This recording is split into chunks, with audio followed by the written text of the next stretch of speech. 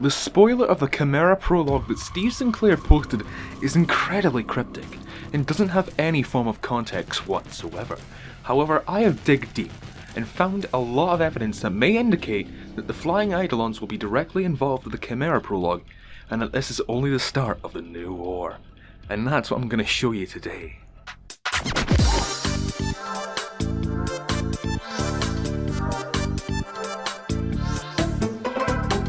Good evening. Welcome to the Urban Space Zone. I'm your host as always, the Urban Spaceman, and just a few days ago, a bunch of new content was revealed through Steve's Twitter. Not of too much significance. It was mainly only snippets from scripts. But there wasn't only the small snippet of the upcoming Chimera Prologue, but half of the Order's side quest. And this caused a lot of confusion that I initially believed, and that was that these two quests were interlinked. I would disagree with that sentiment now, however, based on what I found. And not only that, the fact that Prologue is included in this particular script means that this will lead to something bigger. Unlike the Order's side quest, which seems a bit more lighthearted and will probably just be a separate story all on its own, although the ending could indicate something more important, but that's a topic for a different episode, because, to start us off, let's read the Chimera Prologue so far. We can hear the machine, muffled below and pulsing, and nearer, the sound of a No. Intro. Dark. CE. Now this is very cryptic, there's no context and it can be interpreted in any way possible, and make no mistake, this was made to be as cryptic as possible and to give us the least amount of definitive information. But first and foremost, let's establish the context by looking at the history of Cetus in the plains of Eidolon. Why is this relevant, you scream? That'll become a lot more than apparent. Trust me, it's going to be one hell of a wild ride. I have a lot to explain here. We all know about the fall of the Orokin Empire, but the beginning of Cetus, or the land of ancient air before the city was called Cetus, it starts at the end of the Orokin Empire at the hands of the Tenno and what is known as the Colossal Sentient. The Sentient was a deformed creature, twisted and massive, sent from some dark fold of distant space, a warped thing wounded by daylight. It would go out of its way to destroy citadels, Orokin towers, and would slaughter many of the Orokin people. The Lotus instructed the Tenno to flee, but one refused. She would later be known as Gara, who had an inseparable connection to a being known as the Unum, shrouded in mystery and an enigma that none of us know the answer to. But one thing is certain, the physical manifestation of the Unum is the last Orokin tower that looms over Cetus, and these towers could also regenerate and were composed of flesh, which would benefit the Ostrods many years later when Cetus was founded by Urfriha. The machine's original goal was to take down the last remaining tower, but due to the sacrifice of the people of ancient Ur and the sheer will of the Unum, the Sentient could not harm the tower. The Sentient's body could not heal itself, nor reproduce, thanks to the sacrifice the Sentients made long before the Old War. To gain a form of resistance to the void energy, it needed to be cautious. It would flee at the sight of sunrise, where Gara was permitted to travel across the plains in search of the Sentient by the Unum, but could never find the weakened monstrosity during the day. And when it revealed itself during the night, when everything was dark, she wasn't permitted to attack, for her reflections of Lua would make her easy prey. This was reoccurring, but the Unum knew that it couldn't last too much longer, so to hunt for the Colossal Sentient during the day, she gave her followers some of her blood, her refined temple kuva, and they in turn gave it to the animals of the land, and the animals became an extension of her, and she became an extension of them. But the Sentient examined these animals and consumed them.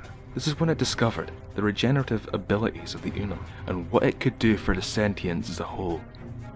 After consuming every animal infused with the Unum's kuva, it knew it wasn't enough.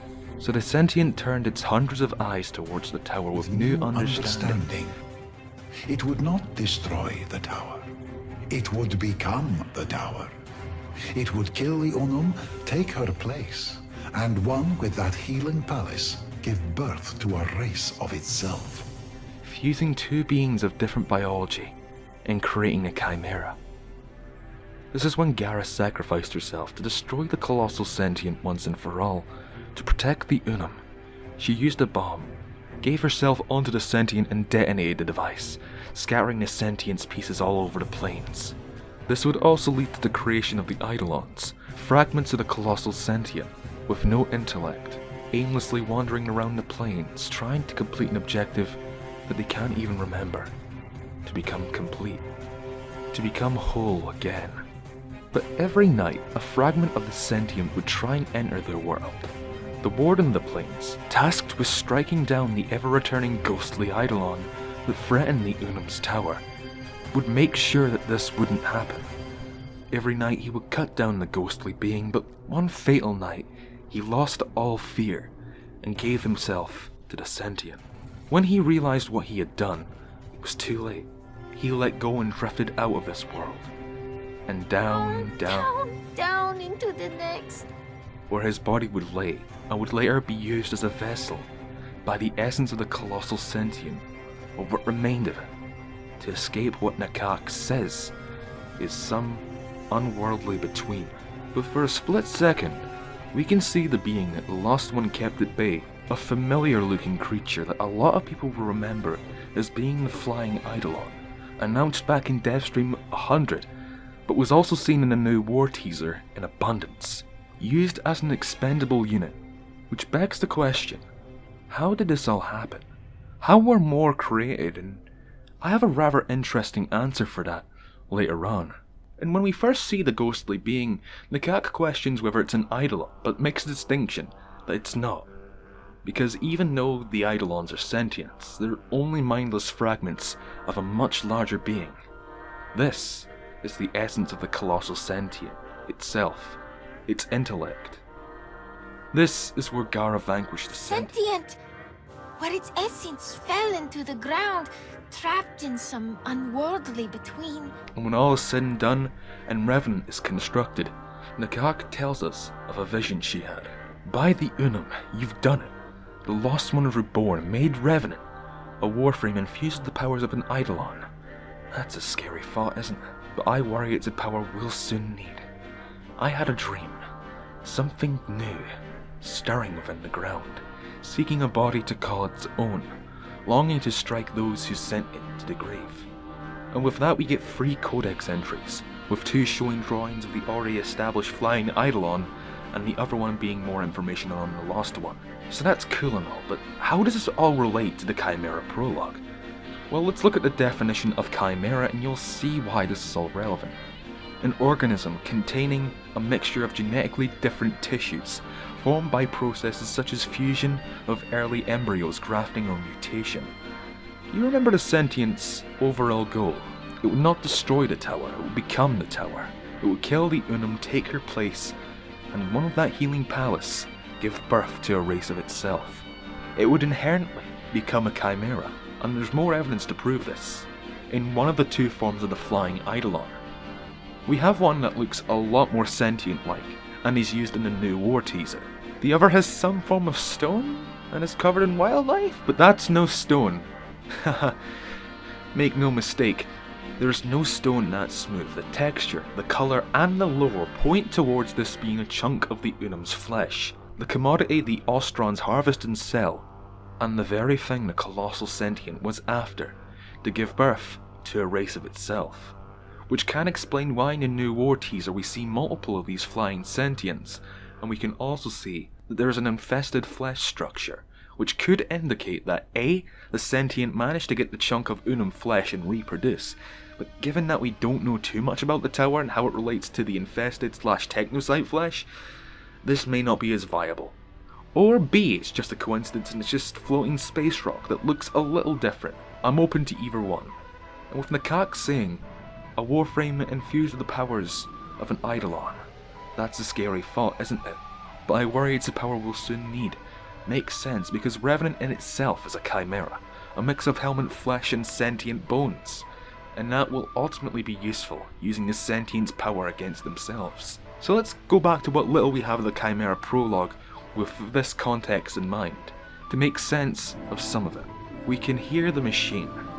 It fits perfectly for the Sentients, given that they are machines, and are referred to as such even by Ballast in the Vitruvian entries.